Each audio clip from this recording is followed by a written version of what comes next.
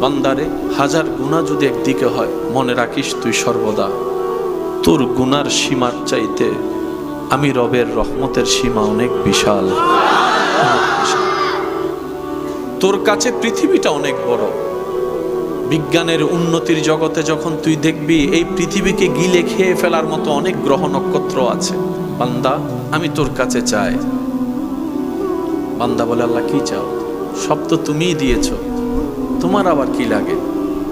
রব বলে যে আমি দিয়ে আবার চাই, সেটাই আমার মহাব্বত। আমি রব তোকে খাবারটা দিয়েছি, তোর ক্ষুধা লাগলে যেন ক্ষুধাটা নিবারণ হয়, কিন্তু আমি চাই ওই খাবারটা শুরু করার আগেও তুই একবার আমাকে স্মরণ করবি, খাবার শেষ করে একবার আমি রবকে স্মরণ করবি। সুবহানাল্লাহ। বান্দা, তোর পরের দিনের কাজ করার জন্য শরীরের একটা এনার্জি দরকার, সেই এনার্জি অর্জনের জন্য তোর একটা পরিপূর্ণ ঘুমের দরকার। আমি রব তোকে ঘুম এনে দিব। সেজন্য খেয়াল করবেন, শুইতে যাওয়ার টাইম সবার মনে আছে, সবার মনে থাকে কয়টা বাজে শুইতে গিয়েছেন, কয়টা বাজে উঠেছেন, কিন্তু কয়টা বাজে যে ঘুম এসেছে এটা কেউ জানে না। কখন যে ঘুম চলে আসে এটা কেউ বুঝতে পারে না। রব বলে যে তোর ঘুম আমি দিব, তুই ঘুমানোর আগে একবার আমাকে স্মরণ করবি, ঘুম থেকে উঠে একবার আমাকে স্মরণ করবি। সুবহানাল্লাহ। বান্দা বলে, আল্লাহ হিংসা তুমি পছন্দ করো না আমি জানি, কিন্তু আমি কেমনে কেমনে হিংসা করি, এমনও পর্যায়ে চলে যাই নিজের রক্তের মানুষকেও হিংসা করে ফেলি। রব বলে যে বান্দা, এগুলো তোর জিনিস নয়, এটা শয়তান তোকে ঢুকাই দিয়েছে ভিতরে আমি রবকে নারাজ করার জন্য। বান্দা মনে রাখিস, তুই হাজার চেষ্টা করলেও পাবি না আমি রব যদি না দিই। আর আমি রব যদি কাউকে দেওয়ার ইচ্ছা করি কোনো কিছু, পৃথিবীর সবাই মিলে চাইলো সেটা তার থেকে ছিনাই নিতে পারবে না। সুবহানাল্লাহ।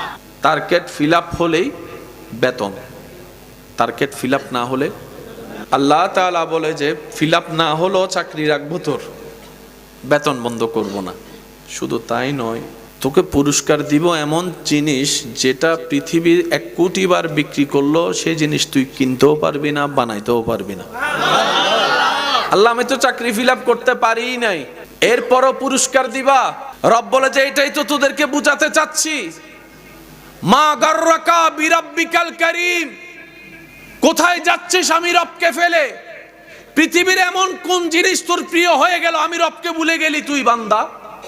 আমি না তোর মায়ের পেটে তোর যত্ন নিয়েছিলাম, আমি না তিলে তিলে তোর শরীরটাকে গঠন করে দিয়েছিলাম। পানির ভিতর নিঃশ্বাস কেউ নিতে পারে না, আমি রব তোকে তোর মায়ের পেটের মধ্যে পানির ভিতরে নিঃশ্বাস নিয়ে বাঁচিয়ে রেখেছিলাম। সুবহানাল্লাহ। বান্দা, মা গাররাকা বিরাব্বিকাল কারীম, কোথায় যাচ্ছিস? আমার মতো একজন রহিম রহমানকে ফেলে তুই কোথায় যাচ্ছিস?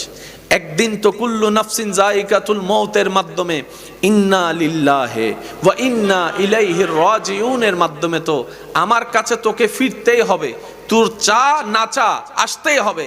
বান্দা আমি চাই না তুই বাধ্য হয়ে আয়, আমি চাই আমার বান্দা খুশি মনে আমি রবের কাছে ফিরে আসুক। সুবহানাল্লাহ। যদি সিস্টেম এমন হতো, কেউ যদি একটা গুনাহ করো চেহারায় একটা তোমার বিচি উঠবে, ফোড়া উঠবে, আজ কারো চেহারার দিকে কেউ তাকাতে পারতাম না।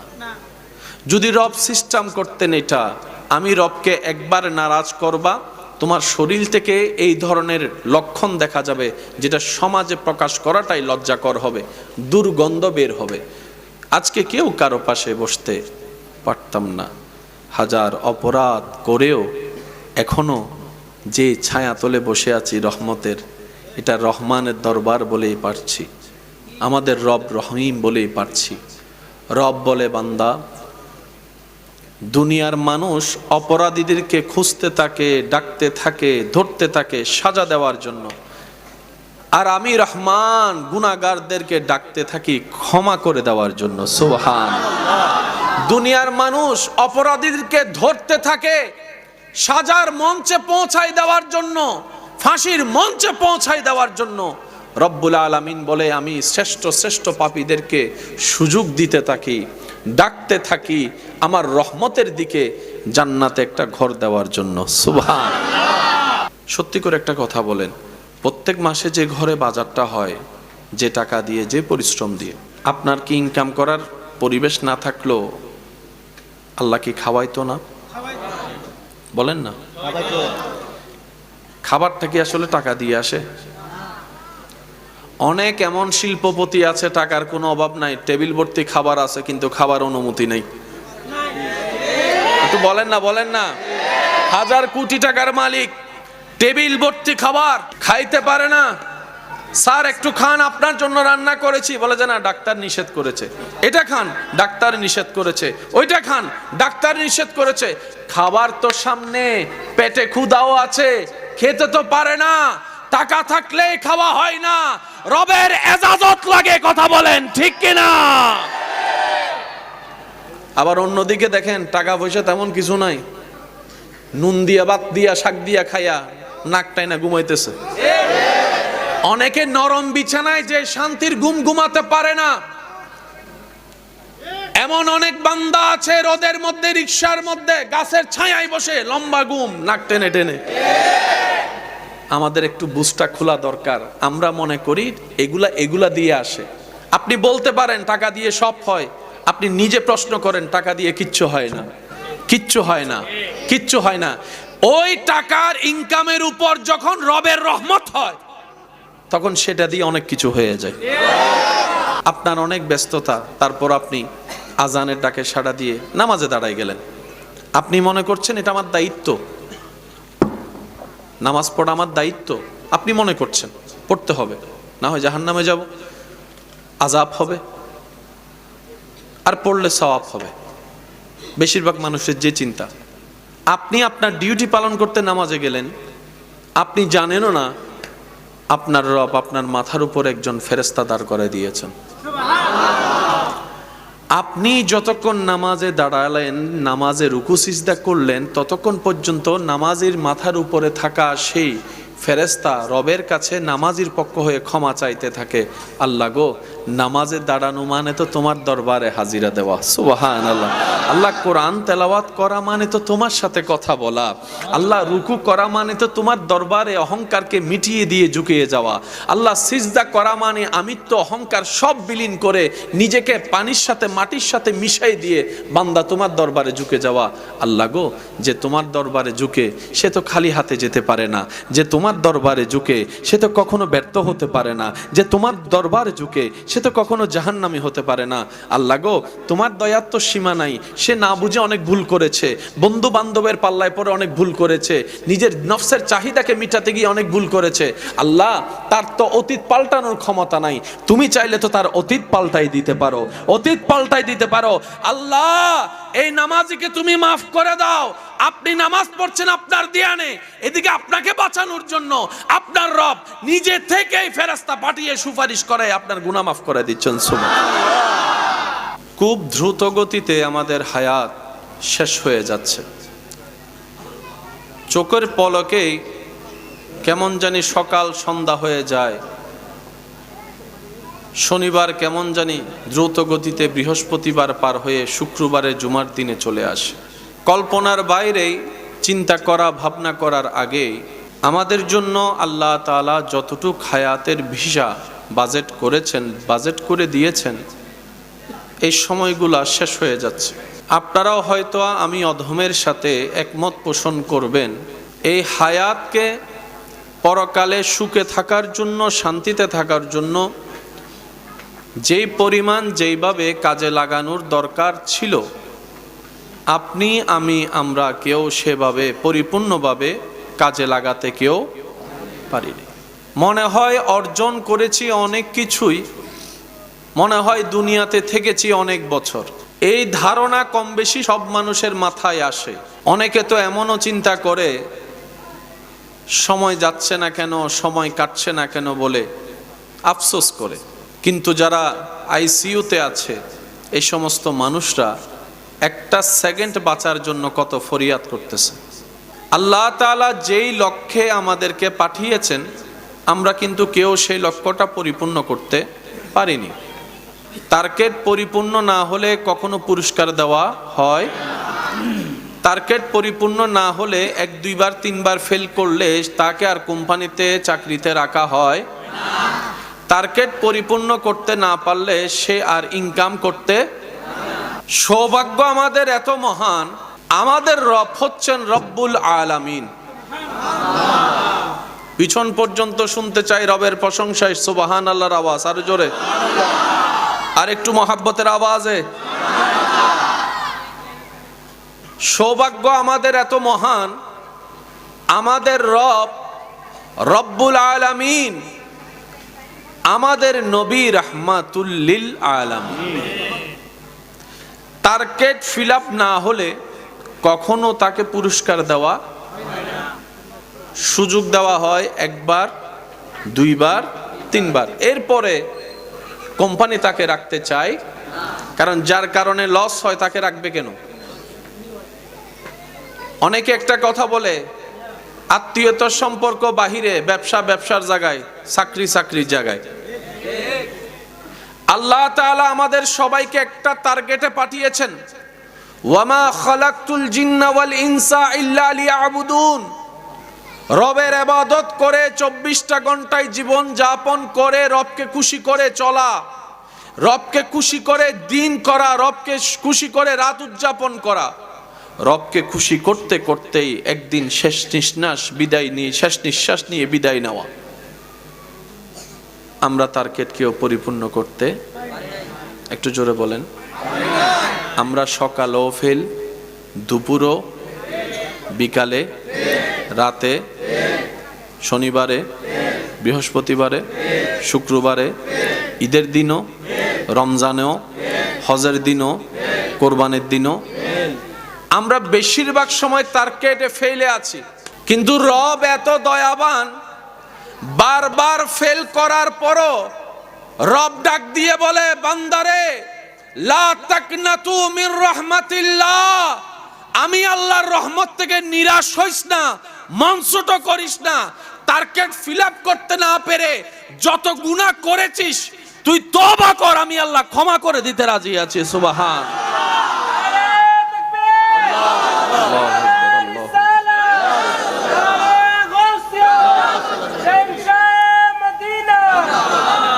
আল্লাহু আকবার, আল্লাহু আকবার।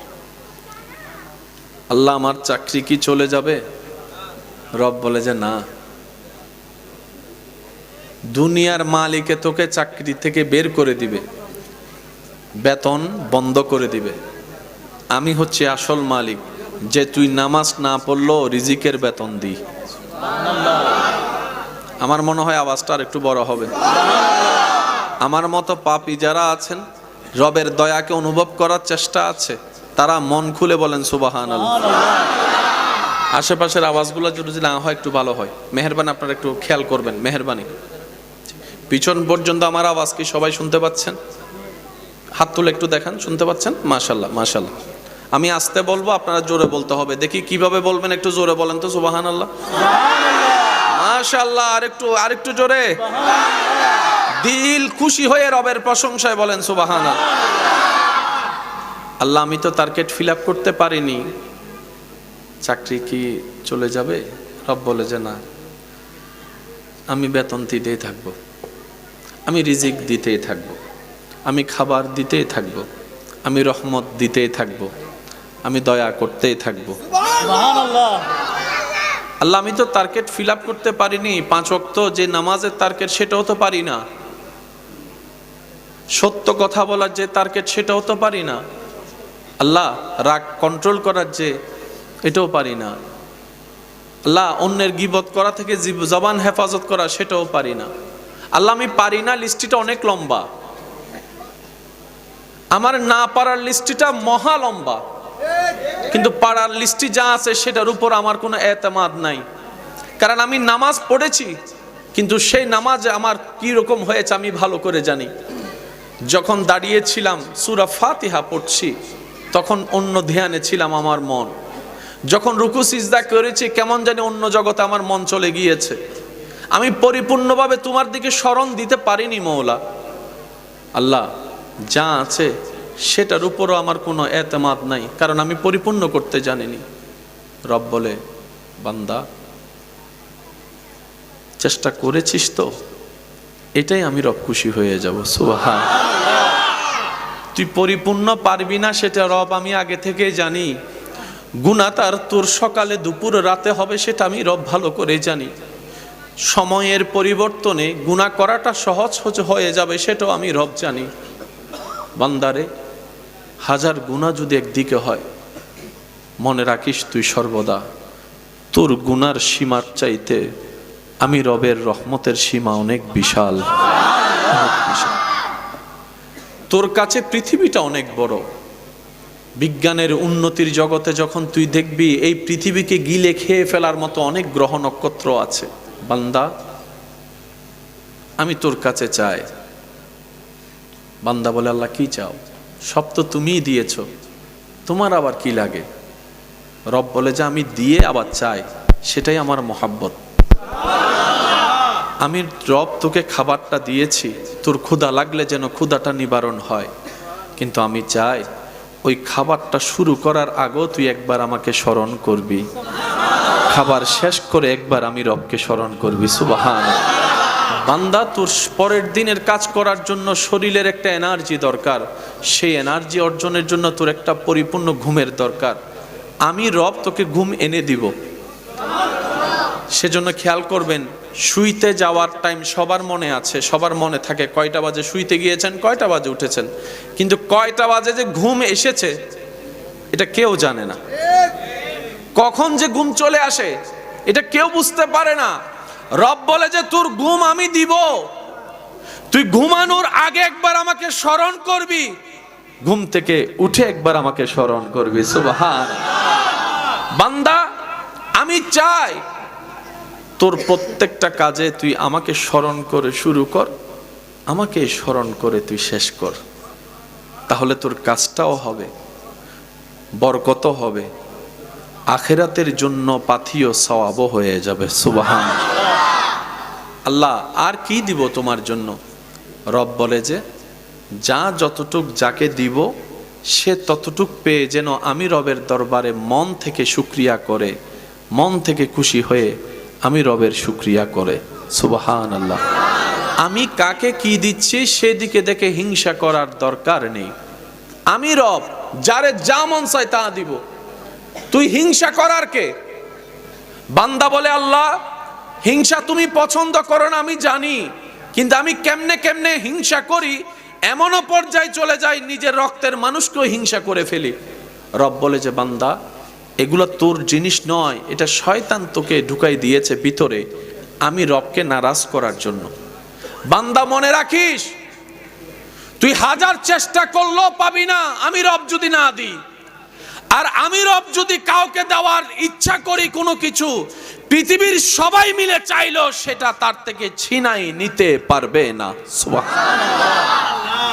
টার্গেট ফিল আপ হলেই বেতন, টার্গেট ফিল আপ না হলে, আল্লাহ তাআলা বলে যে ফিল আপ না হলেও চাকরি রাখবো, তোর বেতন বন্ধ করব না। শুধু তাই নয়, তোকে পুরস্কার দিব এমন জিনিস যেটা পৃথিবীর 1 কোটি বার বিক্রি করলো সেই জিনিস তুই কিনতেও পারবি না, বানাইতেও পারবি না। আল্লাহ, আমি তো চাকরি ফিল আপ করতে পারি নাই, এরপরও পুরস্কার দিবা। রব বলে যে এটাই তো তোদেরকে বুঝাতে চাচ্ছি। মা গাররাকা বিরাব্বিকাল কারীম, কোথায় যাচ্ছিস আমি রবকে ফেলে?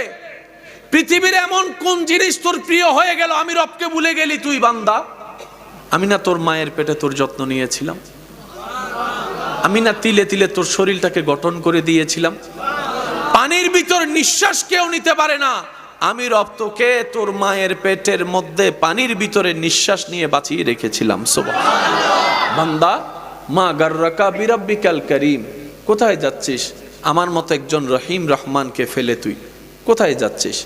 একদিন তো কুল্লু নাফসিন যায়িকাতুল মউতের মাধ্যমে ইন্না লিল্লাহি ওয়া ইন্না ইলাইহি রাজিউনের মাধ্যমে তো আমার কাছে তোকে ফিরতেই হবে, তোর চা না চা আসতেই হবে। বান্দা, আমি চাই না তুই বাধ্য হয়ে আয়, আমি চাই আমার বান্দা খুশি মনে আমি রবের কাছে ফিরে আসুক। সুবহান। কথা কি বোঝা যাচ্ছে? একটু জোরে বলেন। পিছন পর্যন্ত বোঝা যাচ্ছে?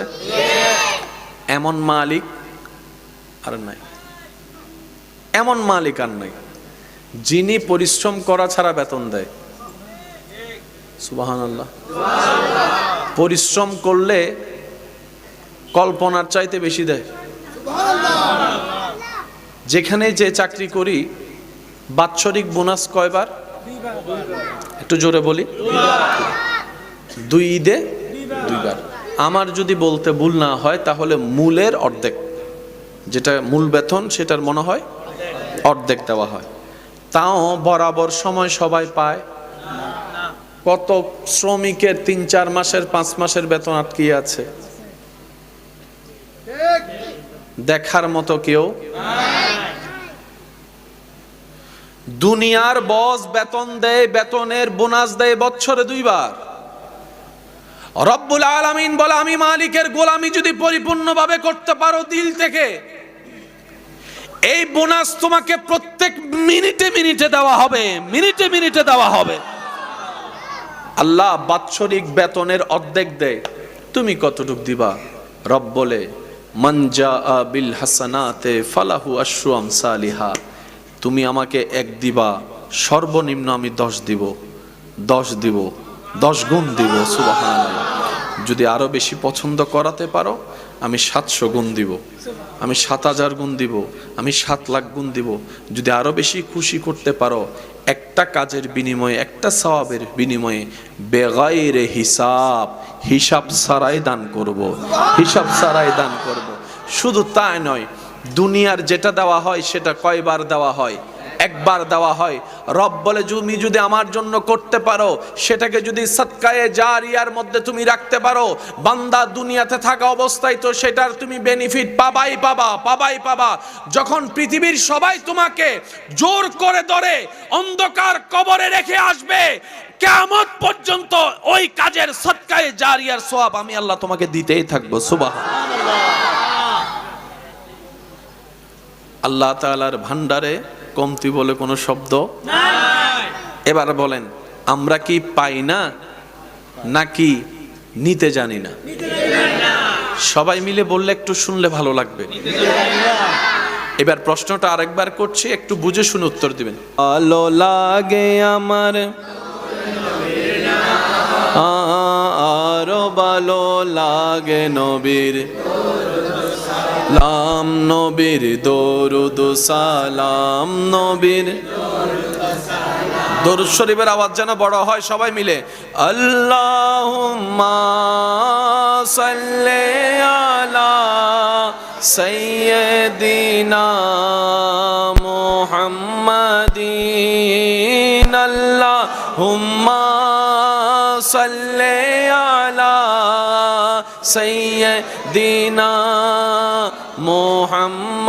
মুহাম্মাদিন, আল্লাহুম্মা সাল্লি আলা সাইয়্যিদিনা মুহাম্মাদিন। উচ্চ আওয়াজে একবার বলেন মারহাবা, আরো জোরে বলেন মারহাবা। মনোযোগ আছে তো সবার ইনশাআল্লাহ? তাহলে বেতনের কোনো সীমানা নাই, এরপরও যদি আমরা না পাই এর অর্থ কি এটা হবে? সত্যি করে একটা কথা বলেন, আল্লাহ কি দেয় না নাকি আমরা নিতে জানি না? আল্লাহ কি দোয়া কবুল করে না নাকি আমরা দোয়া কবুল করাইতে জানি না? আল্লাহ কি রিজিক দেয় না নাকি আমরা রিজিক রাখতে জানি না? শুনি নাই, আরো জোরে বলেন। আল্লাহ কি রহমত করে না নাকি আমরা রহমত নিতে জানি না? আল্লাহ কি শান্তি দেন না নাকি আমরা শান্তি নিতে জানি না? এবার আওয়াজ দিয়ে বলেন, ব্যর্থতা কাদের? দোষ কাদের? অপরাধ কাদের? গুনাহ কাদের? সব দোষ আমাদের। এই হাজার দোষ দেখো, যিনি দয়া করতে কার্পণ্য করেন না তিনি আমাদের রহমান, তিনি আমাদের রহিম। যদি সিস্টেম এমন হতো, কেউ যদি একটা গুনাহ করো চেহারায় একটা তোমার বিচি উঠবে, ফোড়া উঠবে, আজ কারো চেহারার দিকে কেউ তাকাতে পারতাম না। যদি রব সিস্টেম করতেন এটা, আমি রবকে একবার নারাজ করবা, তোমার শরীর থেকে এই ধরনের লক্ষণ দেখা যাবে যেটা সমাজে প্রকাশ করাটাই লজ্জাকর হবে, দুর্গন্ধ বের হবে। আজকে কেউ কারো পাশে বসতে পারতাম না। হাজার অপরাধ করেও এখনো যে ছায়া তলে বসে আছি রহমতের, এটা রহমানের দরবার বলেই পারছি, আমাদের রব রহিম বলেই পারছি। রব বলে, বান্দা, দুনিয়ার মানুষ অপরাধীদেরকে খুঁজতে থাকে, ডাকতে থাকে, ধরতে থাকে সাজা দেওয়ার জন্য, আর আমি রহমান গুনাহগারদেরকে ডাকতে থাকি ক্ষমা করে দেওয়ার জন্য। সুবহানাল্লাহ। দুনিয়ার মানুষ অপরাধীদেরকে ধরতে থাকে সাজার মঞ্চে পৌঁছায় দেওয়ার জন্য, ফাঁসির মঞ্চে পৌঁছায় দেওয়ার জন্য। রব্বুল আলামিন বলে, আমি শ্রেষ্ঠ শ্রেষ্ঠ পাপীদেরকে সুযোগ দিতে থাকি, ডাকতে থাকি আমার রহমতের দিকে, জান্নাতে একটা ঘর দেওয়ার জন্য। সুবহানাল্লাহ। সেজন্য বুদ্ধিমানরা দুনিয়াও করে আখেরাত সাজিয়ে, আখেরাত নষ্ট করে ওনারা দুনিয়া সাজায় না। কারণ ওনারা জানে দুনিয়াতে যাই অর্জন করি না কেন খাবে অন্যরাই। একটু জোরে বলেন না। আজকে এখন আপনার সারা শরীরে যা আছে, কাপড় চোপড়, মোবাইল, টাকা, এই মুহূর্তে আপনি মারা যান, একটা জিনিসও আপনার সাথে কবরে দিবে না। আপনার মোবাইলটা আপনার ভাই বোনে নিয়ে যাবে, বউ থাকলে বউয়ে নিয়ে যাবে, আপনার টাকাটা আপনার ঘরের মানুষে নিয়ে যাবে, আপনার কাপড়টা হয়তো আপনার ছোট ভাইয়েরা পড়া শুরু করে দিবে।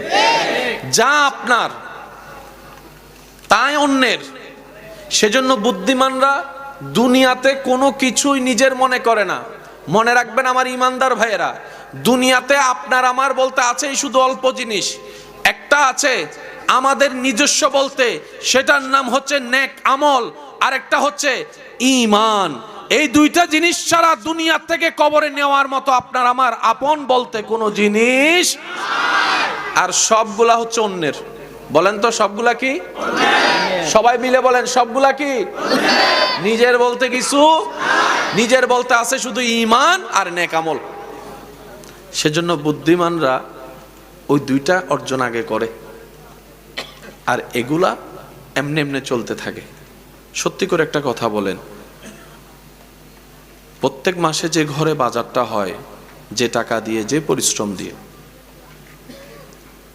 আপনার কি ইনকাম করার পরিবেশ না থাকলেও আল্লাহ কি খাওয়াইতো না? বলেন না। খাবারটা কি আসলে টাকা দিয়ে আসে?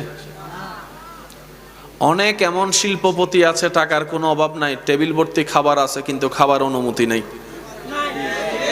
একটু বলেন না, বলেন না। হাজার কোটি টাকার মালিক, টেবিল ভর্তি খাবার, খাইতে পারে না। স্যার একটু খান, আপনার জন্য রান্না করেছি, বলে যে না, ডাক্তার নিষেধ করেছে। এটা খান, ডাক্তার নিষেধ করেছে। ওইটা খান, ডাক্তার নিষেধ করেছে। খাবার তো সামনে, পেটে ক্ষুধাও আছে, খেতে তো পারে না। টাকা থাকলে খাওয়া হয় না, রবের এজাজত লাগে। কথা বলেন ঠিক কিনা? আবার অন্যদিকে দেখেন, টাকা পয়সা তেমন কিছু নাই, নুন দিয়া, ভাত দিয়া, শাক দিয়া খাইয়া নাকটাই না ঘুমাইতেছে। অনেকে নরম বিছানায় যে শান্তির ঘুম ঘুমাতে পারে না। এমন অনেক বান্দা আছে রোদের মধ্যে, রিকশার মধ্যে, গাছের ছায়ায় বসে লম্বা ঘুম, নাক টেনে টেনে। আমাদের একটু বুঝটা খোলা দরকার। আমরা মনে করি এগুলা দিয়ে আসে। আপনি বলতে পারেন টাকা দিয়ে সব হয়, আপনি নিজে প্রশ্ন করেন, টাকা দিয়ে কিচ্ছু হয় না, কিচ্ছু হয় না, কিচ্ছু হয় না। ওই টাকার ইনকামের উপর যখন রবের রহমত হয়, তখন সেটা দিয়ে অনেক কিছু হয়ে যায়। এবার আমি আপনাদেরকে একটা কথা বলি, আপনারা একটু বুঝে শুনে উত্তর দিবেন। মানুষ সুখে থাকার জন্য, ভালো থাকার জন্য XYZ যে কোনোভাবে ইনকাম করা, টাকা কামানোর একটা চেষ্টা করে। এইভাবে টাকা কামাতে কামাতে ন্যায় অন্যায় বিবেচনা না করে সে 40 বছর পর্যন্ত প্রায় 40 কোটি টাকা কামাইছে। কত কোটি টাকা? এই 40 কোটি টাকার অঙ্কটা পৌঁছাতে ওনার বয়স গিয়েছে কত? 40। এবার 40 বছর পরে কেউ যদি ওনার মাথায় পিস্তল ঠেকায় বলে লিহি দে, দিবে নাকি দিবে না? আমি সবার থেকে শুনতে চাই, দিবে নাকি দিবে না? এবার আমরা যদি বলি ভাইয়া 40 কোটি টাকা 40 বছর পরিশ্রম করেছেন, দিনরাত আপনি ঘাম জড়াইছেন, লিখে দিছেন, উনি বলবে বাঁচি থাকলে সব হবে, মরে গেলে এগুলা দিয়ে কি হবে, আগে বাঁচি, নিজের জান বাঁচলেই বাকি সব কিছু। কামানো 40 বছর চলে গেল 1 সেকেন্ডে। জোরে জোরে জোরে জোরে। একটা নিঃশ্বাস কিনা যাবে? প্রাডো কিনতে পারবেন, ল্যান্ড ক্রুইজার কিনতে পারবেন, মার্সিডিজ টাকা দিয়ে কিনতে পারবেন। একটা নিঃশ্বাস কিনা যায় না, একটা নিঃশ্বাস কিনা যায় না। এমন অনেক মানুষের জীবনে ঘটনা আছে, সারা জীবনের কামানো সম্পদ ওই নিঃশ্বাস কেনার জন্য চেষ্টা করতে করতে আইসিইউর মধ্যে লক্ষ কোটি টাকা খরচ করে ফেলেছে।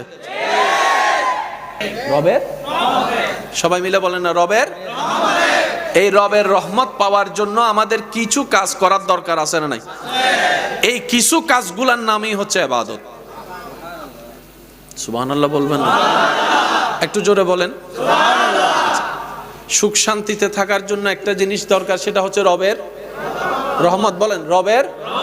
এই রবের রহমতটা পাওয়ার জন্য কিছু কাজের দরকার আছে না নাই?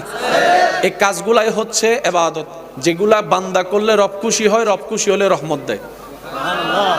আপনার আমার কাছে মাকে এক গ্লাস পানি দেওয়া এটা সামান্য বিষয়, কিন্তু আপনি যখন রহমতের চোখ দিয়ে দেখবেন এটা সামান্য বিষয় নয়।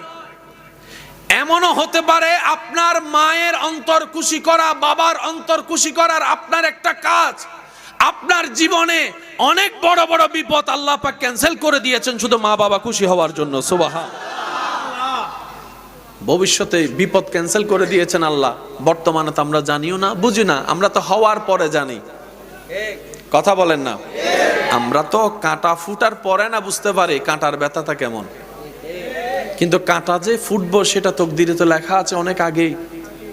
আপনি এদিকে মা বাবাকে খুশি করেছেন, এদিকে আল্লাহ তাআলা আপনার সেই বিপদ কেটে দিয়েছেন। আর একটু আস্তে বলা যাবে? আপনার অনেক ব্যস্ততা, তারপর আপনি আজানের ডাকে সাড়া দিয়ে নামাজে দাঁড়ায় গেলেন। আপনি মনে করছেন এটা আমার দায়িত্ব, নামাজ পড়া আমার দায়িত্ব। আপনি মনে করছেন পড়তে হবে, না হয় জাহান্নামে যাব, আযাব হবে, আর পড়লে সওয়াব হবে। বেশিরভাগ মানুষের যে চিন্তা। আপনি আপনার ডিউটি পালন করতে নামাজে গেলেন, আপনি জানেনও না আপনার রব আপনার মাথার উপর একজন ফেরেশতা দাঁড় করে দিয়েছেন।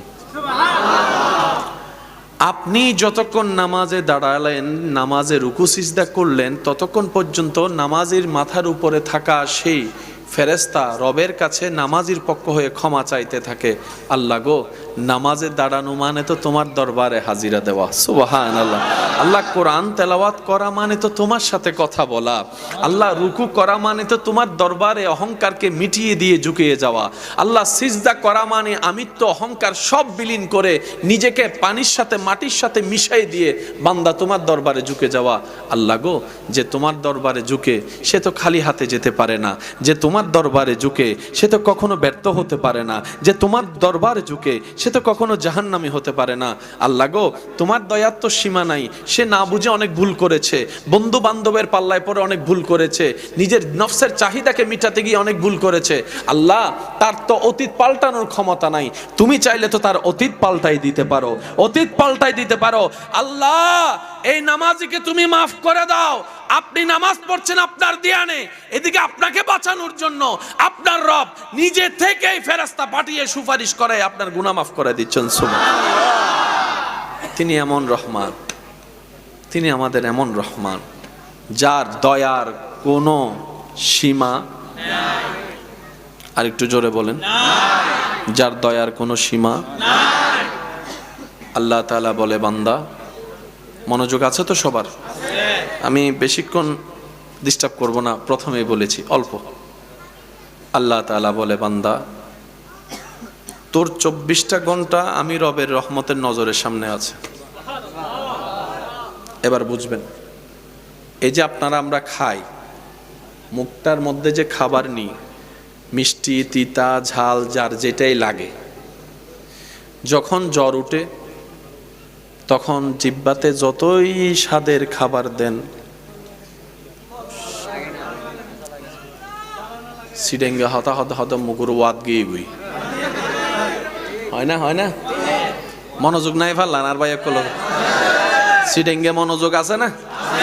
সিডেঙ্গে মনোযোগ লাগবে, এনে মনোযোগ হইলই তো সিডেঙ্গে মনোযোগ, সিডেঙ্গে মনোযোগ আছে না?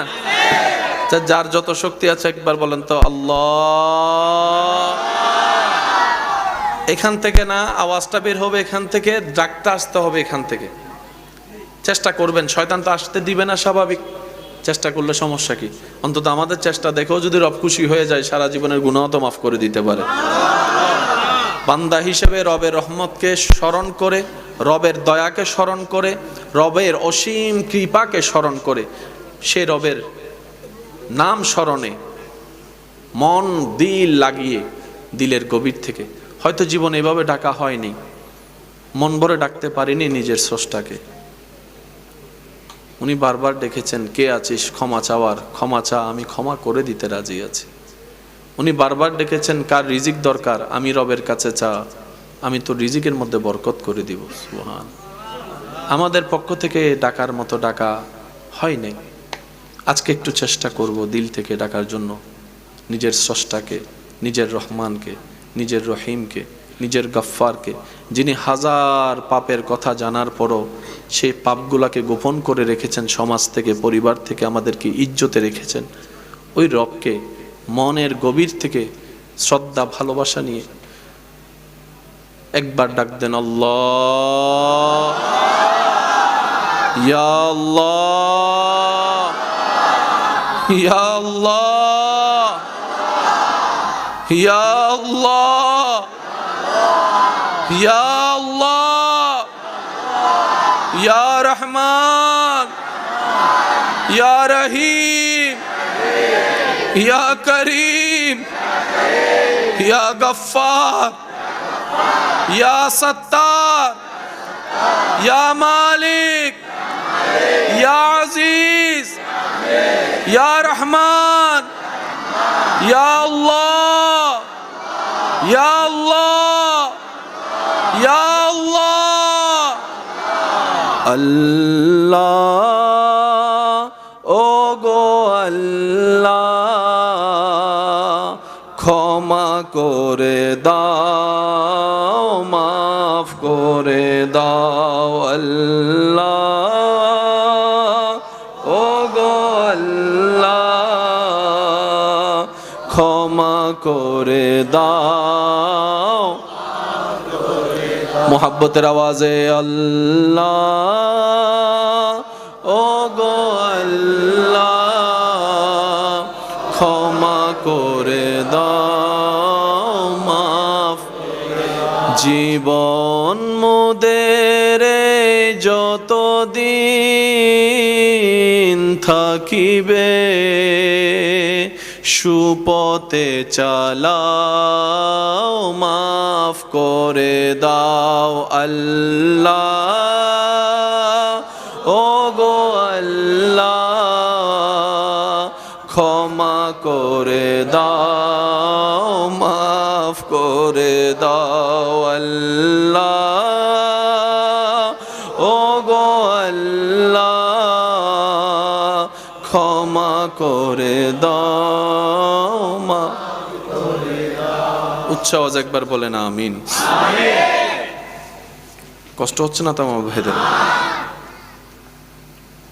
দুনিয়ার মানুষকে একবার, দুইবার, তিনবার ডাকলে বিরক্ত হয়ে যায়, এতবার ডাকতে হয়, বলে না?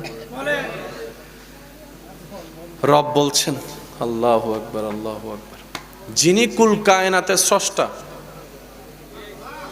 সামান্য একটা এলাকার প্রভাবশালীর সাথে দেখা করতে যাওয়া যায় না। যার পিছনে দৌড়াইলাম ওনার সফল হওয়া যাওয়ার পর মানুষও চিনে না। যেটা বাস্তব সেটা তো বুঝতে হবে, মানতে হবে। দুনিয়ার মানুষ সর্বদা মানার, মনে রাখবেন, দুনিয়াতে ভালো থাকতে গেলে দুনিয়ার সাথে দিল না লাগানোটাই সবচেয়ে বুদ্ধিমানের কাজ। দিলটা যত দুনিয়া থেকে দূরে রাখতে পারবেন, দুনিয়ার খালিকের সাথে যত লাগাতে পারবেন, দুনিয়াও আপনার, আখিরাতও আপনার। সুবহানাল্লাহ। ফিদ দুনিয়া হাসানাতাও ওয়া ফিল আখিরাতি হাসানা। রব বলে, ফাজকুরুনি আযকুরুকুম, বান্দা তুই শুধু আমাকে ডাকতে দেরি, আমি রবের উত্তর দিতে দেরি হবে না। সুবহান। সাল্লাল্লাহু আলা সাইয়্যিদিনা ওয়া আলিহি আল্লাহুম্মা সাল্লি আলা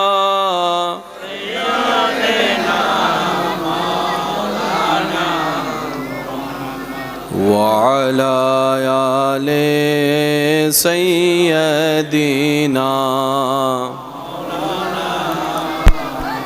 সবাই মিলে আর একটু মোহাব্বতের আওয়াজে আল্লাহুম্মা সাল্লি আলা মাওলানা মুহাম্মদ ওয়া আলা আলি सुबह तैबा में हुई बटता है बड़ा नूर का सदका लेने नूर का आया है तारा नूर का अल्लाहुम्मा सल्ले अला मौलाना मुहम्मद व अला आले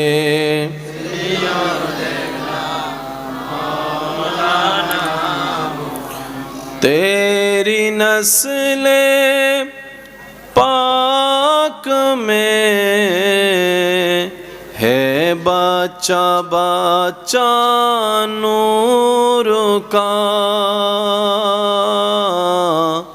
तू है आईने नूर तेरा सब घराना नूर का अल्लाहुम्मा सल्ले अला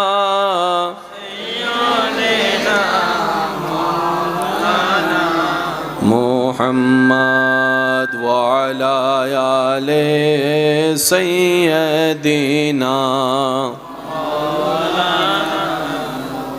अल्लाहु अल्लाहु अल्लाहु अल्लाह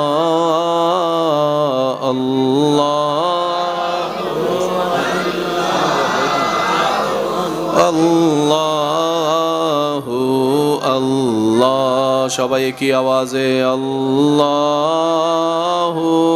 আল্লাহু আল্লাহ আল্লাহু আল্লাহু अल्लाह ही अल्लाह किया करो दुख न किसी को दिया करो जो दुनिया का मालिक है नाम उसी का लिया करो अल्लाह ही अल्लाह अल्लाह ही अल्लाह अल्लाह ही अल्लाह किया करो दुख न किसी को दिया करो जो दुनिया का मालिक है नाम उसी का लिया करो अल्लाह ही अल्लाह अल्लाह ही अल्लाह अल्लाहु अल्लाहु अल्लाहु अल्लाहु अल्लाहु अल्लाहु अल्लाहु अल्लाहु अल्लाहु अल्लाहु अल्लाह अल्लाहु अल्लाहु अल्लाह अल्लाहु अल्लाहु अल्लाह ही अल्लाह किया करो, दुख न किसी को दिया करो, जो दुनिया का मालिक है नाम उसी का लिया करो। अल्लाह ही अल्लाह अल्लाह ही अल्लाह अल्लाह ही अल्लाह। গোলাপ নীলম গাদা নীলম নীলম রজনীগন্ধা, মনের সুখে মালা গাঁথিলাম সকাল থেকে। একেবারে দেখা দাও যদি ও গো কামলিওয়ালা, একেবারে দেখা ও গো কামলিওয়ালা, হাসি মুখে পড়াবো তোমায় হাজার ফুলের মালা, বলি সবাই ইয়া রাসূলুল্লাহ ইয়া মাশাআল্লাহ, একটু জোরে জোরে ইয়া রাসূলুল্লাহ। হলুদ ফুলকে প্রশ্ন করি রঙটি কোথায় পেলে, হলুদ ফুলকে প্রশ্ন করি রঙটি কোথায় পেলে, উত্তর দেয় সেই রঙটি ছিল নূর নবীজির তেলাম মালা, সুযোগ পেলে পড়াবো তোমায় হাজার ফুলের মালা। শেষবারের মতো ইয়া রাসূলুল্লাহ ইয়া হাবিবাল্লাহ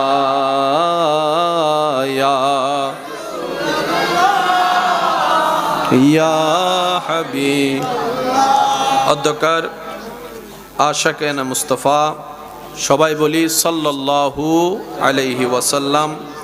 মাহফিল উদযাপন কমিটির আয়োজনে এলাকাবাসীর আন্তরিক ভালোবাসা, মহাব্বতে ও সহযোগিতায় আজকের এই সজ্জিত আজিম উশান নূরানি ইমানি মাহফিলের সম্মানিত মান্যবর প্রধান বক্তা হযরতুল আল্লাম জনাব মৌলানা মুহাম্মদ মুজাম্মেল রেজা আজিজি নরসিংদী মাদ্দাজিল্লুহুল আলী সাহেব, আজকের মাহফিলের সম্মানিত মান্যবর বিশেষ মুকাররের রৌনকে আহলে সুন্নাত রৌনকে মিল্লাত হযরতুল আল্লাম হাফেজ কারি মৌলানা শরীফুল ইসলাম আল কাদিরি মাদ্দাজিল্লুহুল আলী সাহেব, আজকের মাহফিলের সম্মানিত প্রধান আকর্ষণ রৌনকে মিল্লাত রৌনকে আহলে সুন্নাত হাফেজ মৌলানা মুহাম্মদ আহসানুজ্জামান আসু হুজুর সাহেব সহ বিশেষ করে নাত রসুলের যারা খেদমত নিবেদন করেছেন, আমার প্রাণপ্রিয় ভাই শায়ের জগতের উজ্জ্বল নক্ষত্র শায়ের আহলে সুন্নাত শায়ের মাওলানা মুহাম্মদ ইমরান হোসেন আল কাদিরি মাদ্দাজিল্লুহুল আলী, শায়ের আহলে সুন্নাত শায়ের মুহাম্মদ ইশতিয়াক রাফি সাহেব সহ আমন্ত্রিত ওয়াদিগার উলামায়ে কেরাম, উপস্থিত এলাকার মান্যবর ব্যক্তিবর্গ, মুরব্বিয়ানে এজাম, উপস্থিত স্কুল কলেজ ভার্সিটি মাদ্রাসার প্রাণপ্রিয় ছাত্র ভাইয়েরা, আমার সম্মানিত মা ও বোনেরা, উপস্থিত আল্লাহর প্রেমিক নবীর প্রেমিক ইমানদার ভাইয়েরা, আসসালামু আলাইকুম ওয়া রাহমাতুল্লাহি তাআলা ওয়া বারাকাতুহু।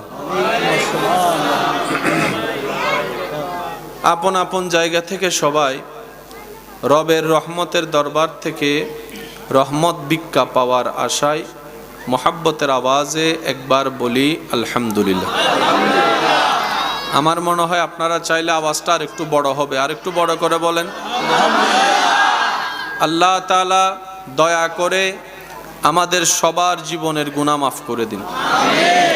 আল্লাহ মেহেরবানি করে আমাদের সবার মা বাবার গুনাহ মাফ করে দিন। আল্লাহ মেহেরবানি করে অত্র এলাকায় যত কবরবাসী এই মুহূর্তে কবরের কঠিন আযাবে কষ্ট পাচ্ছেন, আল্লাহ দয়া করে প্রত্যেকটি কবরবাসীকে আযাব থেকে মুক্তি দান করুক, আমিন।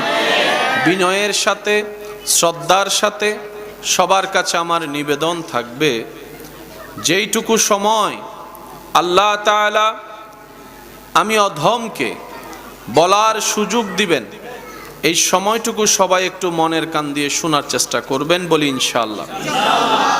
আমি দীর্ঘক্ষণ সময় আপনাদেরকে কষ্ট দিব না, কিন্তু যতক্ষণ সময় দেব সেটা মওলার মোহাব্বত নিয়ে দেওয়ার চেষ্টা করব।